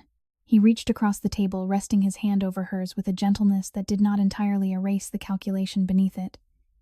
You don't have to keep doing this alone. Sarah looked down at his hand covering hers, and thought unbidden of a different hand, rougher, less polished, offered to her once across a break-room table with a cup of coffee she hadn't asked for, given with none of Kane's practiced ease and all of some quieter, more careful kind of sincerity she could not fully name. I need time, she said finally, withdrawing her hand. Something flickered behind Kane's easy smile there, and gone so quickly she nearly missed it. Of course, he said. Take all the time you need. But his voice, when he said it, carried the particular patience of a man who had already decided somewhere deep beneath his charm that time was simply an obstacle to be managed rather than genuinely respected. That night, alone again in the small apartment, Sarah sat at the kitchen table long after Kane had gone, the untouched velvet box still resting beside the flowers he'd left behind, and allowed herself for the first time in weeks to name the exhaustion pressing down on her chest for what it truly was, not simply tiredness but grief layered many times over for a wedding that never happened, for a man who had never really loved her, for a mother whose hope had curdled slowly into pressure, for a body carrying a future she did not yet know how to build alone. She thought of Jack Colton's quiet, careful voice, the way he had asked her only days earlier whether she was eating enough, whether the cold in the break room bothered her more than she let on, whether there was anyone at home helping her through whatever she was clearly carrying. She had deflected the way she always did, with the practiced smile that gave nothing away. But something in the memory of his eyes, watchful and strangely pained, as though her exhaustion cost him something he could not quite explain, stayed with her long after the conversation ended.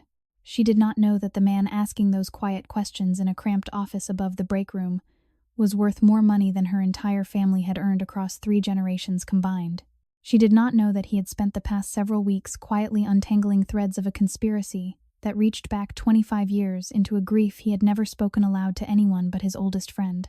She knew only that his kindness felt in some way she could not articulate, more real to her than the velvet box sitting untouched on her kitchen table. More real than a ballroom at the Drake. More real than any of the security her mother believed she was foolish to refuse. She placed her hand over the small, still secret curve of her stomach and made herself a quiet promise in the dark of that cold apartment that whatever came next, whatever pressure her mother applied, whatever patience Richard Kane's smile concealed, she would not let herself be pushed into a presentiment life that felt, however comfortable, entirely hollow. She did not yet know how little time she had left to make that choice on her own terms. She did not know that 3 miles away in a penthouse, overlooking a frozen river, 2 men were racing quietly against a danger, gathering speed in the shadows, trying desperately to reach her with the truth before someone else reached her. First with something far more dangerous than a proposal. The message came through Tony Marchetti's contact at Ashcroft Meridian on a Tuesday evening. 3 words flagged in a financial ledger that meant nothing to anyone who didn't already know what they were looking for. Accelerate, Tuesday, Friday final. Tony read it twice in his car outside the penthouse building, then read it a 3rd time before he finally went upstairs because some part of him had been hoping foolishly that the words might rearrange themselves into something less urgent on a second look. They did not.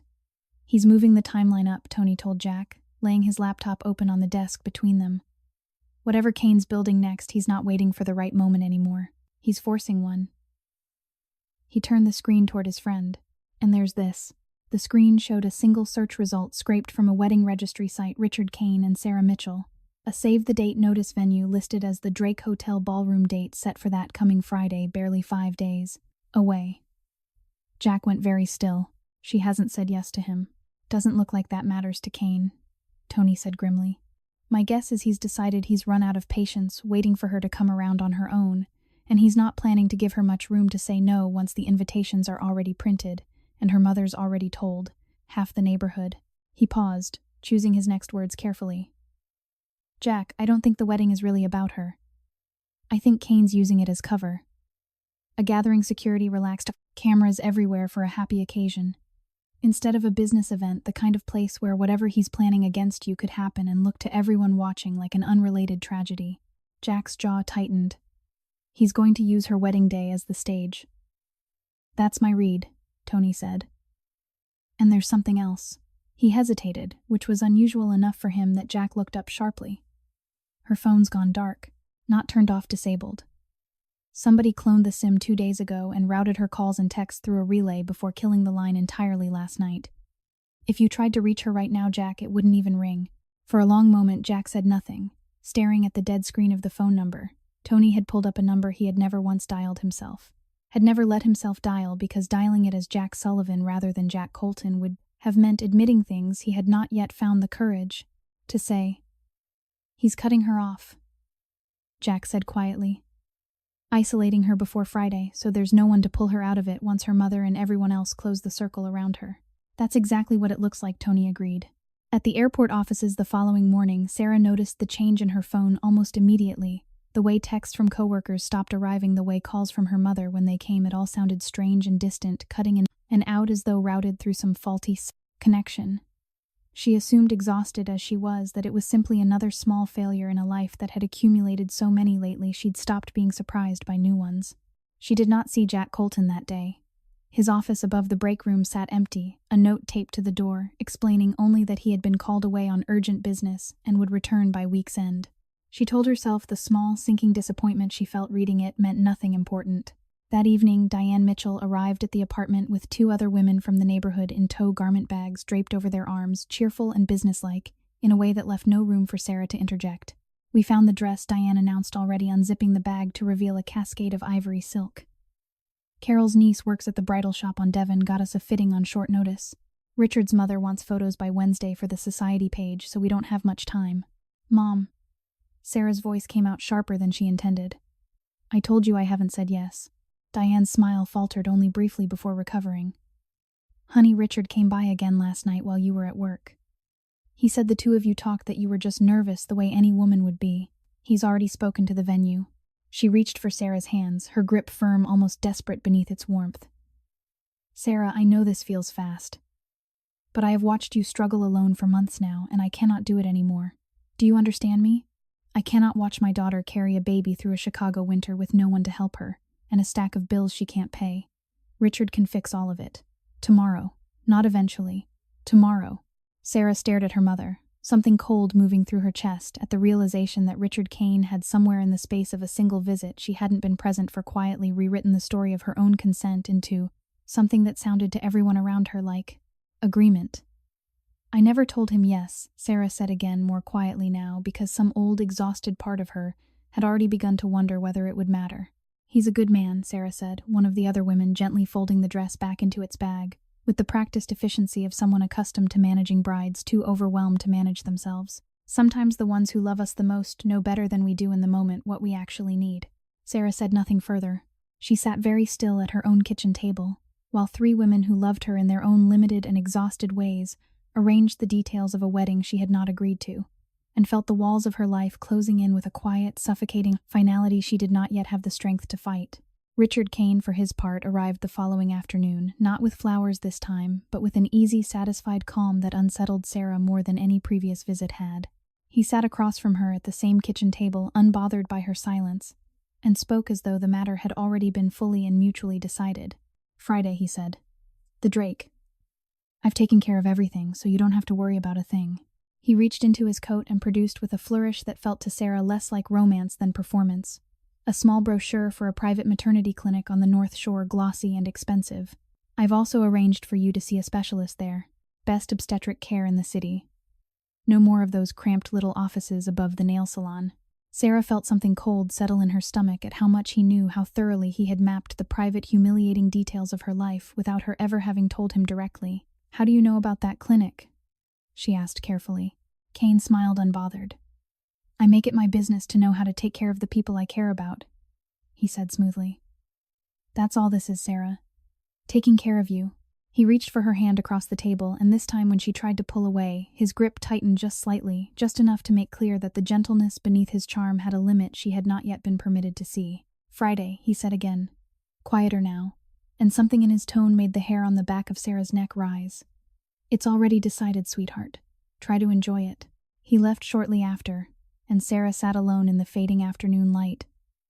One hand pressed instinctively to her stomach, staring at the dead, unresponsive phone on the table in front of her, and understood with a dread she could not fully name, that somewhere between her mother's hope and Richard, Kane's patience, the choice of her own life, had quietly, methodically been taken out of her hands.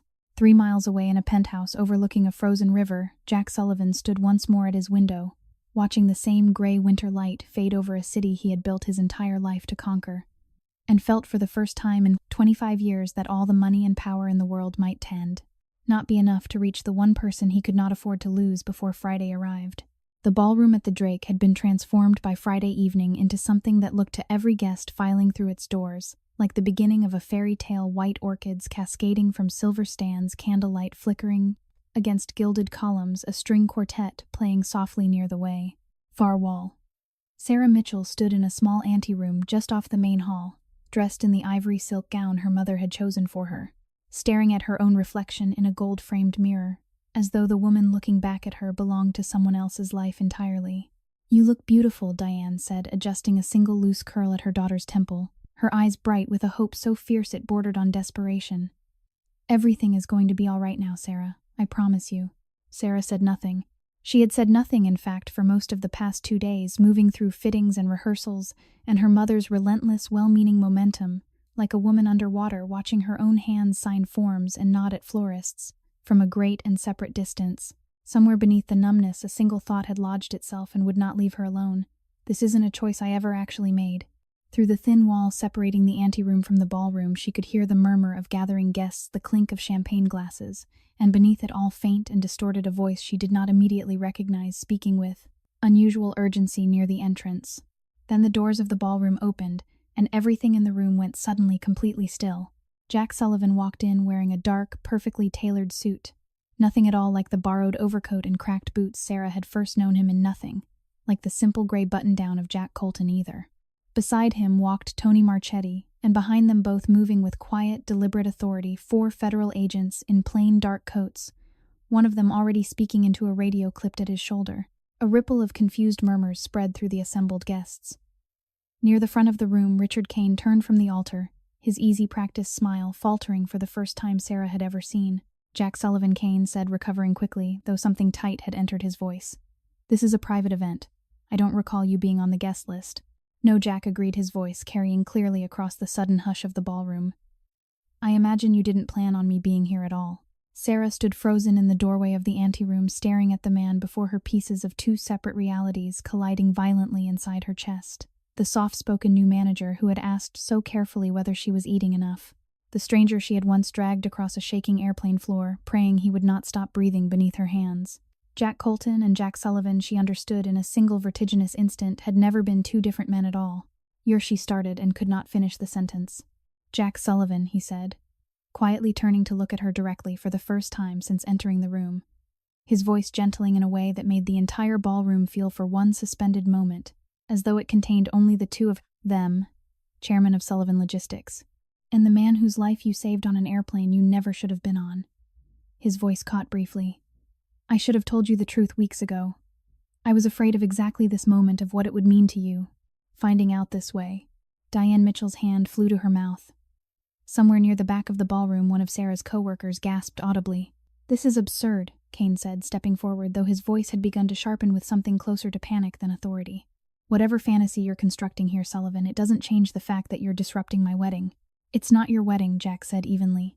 "It was never going to be, Kane. Sarah never said yes to you. You simply decided her answer for her, the same way your family has always decided things for people who couldn't afford to argue." He turned to the lead federal agent beside him and gave a small nod. What followed happened quickly, and in careful, controlled silence, rather than the chaos such a moment might have produced in a lesser room. The agents moved toward Kane, one of them speaking in low, measured tones about warrants, about wire fraud, about attempted murder charges, connected to an aircraft sabotage investigation that had, unbeknownst to nearly everyone present, been building quietly for weeks. "You can't prove any of this," Kane said, his composure finally cracking as the first agent reached for his arm. "Whatever you think you have. We have the shell company that built and paid a man named Ethan Cole to spend a year inside Sarah Mitchell's life," Tony said, stepping forward, his voice hard in a way few people had ever heard it. "We have the financial trail from Ashcroft Meridian straight to the sedative, pumped through a cabin vent 30,000 feet over this city. And we have a witness statement 25 years old, describing exactly what your father did to a woman named Margaret Sullivan outside one of his own buildings 3 days before she died in the cold because no one would give her a few $100s to help her sick son." Tony's jaw tightened. "You've spent your whole life trying to finish something your father started. Tonight it ends." The color drained entirely from Richard Kane's face. Around the ballroom, gasps rippled through the guests as agents guided him firmly but without violence toward the side entrance, his protests growing fainter as the doors closed behind him. For a long moment after the doors shut, the ballroom remained in stunned, disbelieving silence. Then slowly Jack crossed the empty space between them, stopping before Sarah with a care that suggested he understood exactly how fragile this particular moment truly was. "I'm so sorry," he said quietly, close enough now that only she could fully hear him. "I told myself I was protecting you by staying hidden. I understand now that I was protecting myself. I've spent 25 years afraid to trust anyone with the truth of who I really am because the last time someone I loved asked a stranger for help, she was laughed at and left to die in the cold." His voice broke just slightly on the last words. "You never once asked me for anything, Sarah. Not on that plane, not in that break room. You just kept showing up kind for no reason at all. That's the thing I thought the world stopped making a long time ago." Sarah's eyes filled with tears. She did not try to stop, her hand rising instinctively to rest against the small curve of her stomach, the weight of weeks of grief and confusion and exhaustion finally breaking loose all at once. "You let me believe you were just a manager," she said, her voice unsteady. "You let my mother push me toward a wedding with a man who was never who he said he was while you knew the truth this whole time." "I know," Jack said. "And I don't expect you to forgive that easily. I only ask that you let me try to earn it one honest day at a time, starting right now." He lowered himself slowly onto one knee in the middle of the hushed ballroom, ignoring entirely the ivory silk gown, the abandoned altar, the murmuring crowd still recovering from what they had just witnessed. Not as Jack Colton, not as anyone's idea of a fairy tale. just as the man you pulled off an airplane floor, who has never once in 25 years wanted anything as badly as he wants, the chance to be worthy of what you already gave him for free. Sarah stood very still, tears slipping silently down her face, staring at a man who had once been a stranger, dying beneath her hands, now kneeling before her in the wreckage of a wedding that had never truly been hers, and felt for the first time in longer than she could remember the terrifying, unfamiliar sensation of being seen, completely grief, fear, poverty, kindness, and all by someone who had chosen her deliberately and without condition long before he ever told her his real name. For a long moment, Sarah Mitchell said nothing at all. The ballroom around her seemed to hold its breath, along with her candlelight flickering against gold columns, the abandoned altar standing empty and forgotten behind them. Every guest who had come to witness one wedding now, witnessing something else entirely, something none of them, least of all Sarah, could have imagined only an hour before. "I need you to understand something," she said finally, her voice trembling but steady in its meaning. "I didn't help you on that plane because I hoped for anything in return. I didn't know you had money. I didn't know you had power. I only knew a man was dying, and I couldn't live with myself if I did nothing." She looked down at him, still kneeling before her, and felt something in her chest finally loosen after weeks of carrying more than any one person should have to carry alone. "If you're asking me to say yes because of who you are, the answer is no. But if you're asking because of who you were on that airplane floor, frightened and human, and no different from anyone else I've ever tried to help, then maybe the answer is yes." Jack rose slowly to his feet, something in his face breaking open in a way 25 years of careful composure had never once permitted in public. "That's the only man I ever wanted you to say yes to," he said quietly. "Everything else is just circumstance." Diane Mitchell stood near the front row, one hand pressed to her mouth, tears streaming freely down her face, whispering apologies to her daughter that Sarah would spend the following weeks slowly learning to accept the way families often do, after fear has driven them to nearly cost each other something irreplaceable. Tony Marchetti stood a little apart from it all, arms crossed watching his oldest friend, with an expression that mixed relief and something gentler, something almost like quiet joy. The particular satisfaction of a man who had spent weeks doubting a stranger, only to watch her prove beyond any argument that some people really were exactly as good as they appeared. In the months that followed, life did not become simple, because life rarely does, even for those fortunate enough to find love in the wreckage of hardship. There were still difficult conversations between Sarah and her mother about trust, about the danger of choosing security over her daughter's own voice. There were still nights when old fear crept back in, when Sarah woke certain that kindness this large surely came with some hidden cost she hadn't yet discovered. Jack, for his part, spent long hours in quiet counseling, working through a grief he had buried for 25 years. Learning slowly that loving someone openly did not require the same vigilance that had kept him alive in business and in danger. When their son was born on a quiet spring morning with new leaves finally returning to the trees along the Chicago River, Jack held him in the same careful, searching way he had once studied Sarah across a break room table, as though almost afraid something this good might not be entirely real. Tony stood in the hospital hallway that day, uncle in every way that mattered, though not by blood, weeping without embarrassment, remembering the woman he had once suspected of danger, now holding a small sleeping child who would grow up unlike his father, never once wondering whether the world still had kindness left in it. Richard Kane stood trial some months later, convicted on charges connecting him to fraud conspiracy and the attempted murder aboard that aircraft. The full truth of his father's cruelty toward Margaret Sullivan finally surfacing in public record after 25 years of silence. Jack did not attend the sentencing out of vengeance. He attended it quietly so that his mother's name might finally be spoken in a courtroom with the dignity it had been denied the night she died in the cold, unheard and unhelped. And Sarah, in the years that followed, never once forgot what it had felt like to be poor, exhausted, and invisible in a world that often mistakes wealth for worth. She used a portion of what became eventually a shared life and a shared fortune to fund a modest program supporting single mothers working through pregnancy without family support. Nearby, quiet, unglamorous work, the kind that rarely made headlines, but the kind she understood better than almost anyone, mattered most in the loneliest hours of a difficult life. There is a simple truth sitting at the center of this story, one worth carrying with you long after the credits of a life like this one finally settle into place.